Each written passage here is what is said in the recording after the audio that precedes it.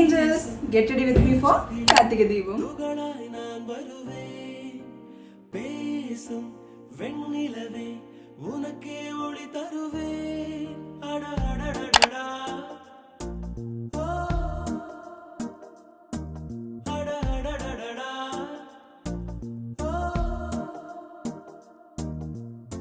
சிலை செய்திடும் பொன் சிலையே